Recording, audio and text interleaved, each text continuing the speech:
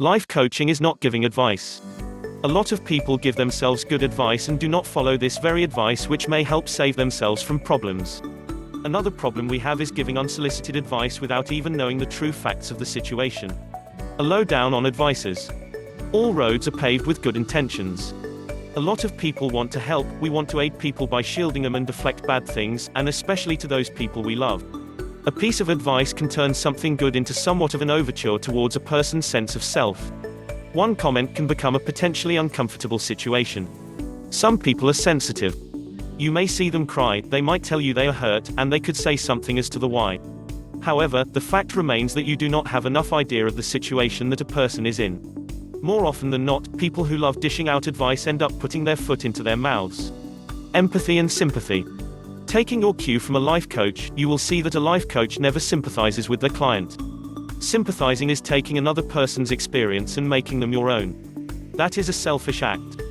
Empathizing, on the other hand, is putting yourself in that individual's shoes. In short, being him, her for the time being. Visualize and categorize. Bits of advice are useless because they can be one-sided.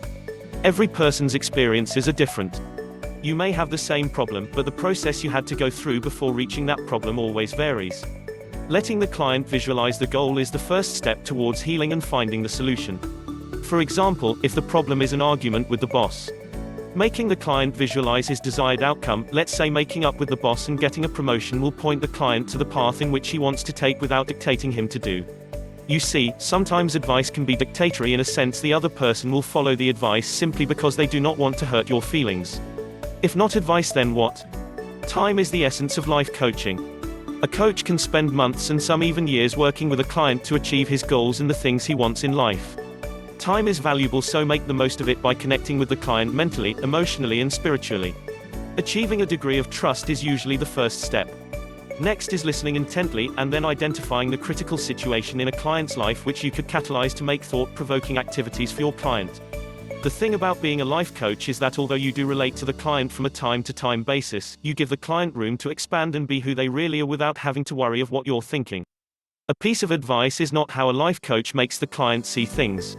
Instead, the coach praises the client for their current success and asks if there is anything in their life they want to change. By asking a question, the coach throws the ball to the client's court and makes him ponder on his own. The process of life coaching is not an easy one. There are training and seminars, but there is no formal education. You have to possess the insight to be an effective life coach. I hope you enjoyed. Life coaching is not giving advice.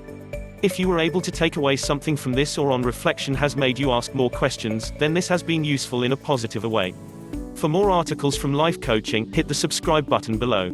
Don't forget, if you like what you saw, please click the like button. Thank you.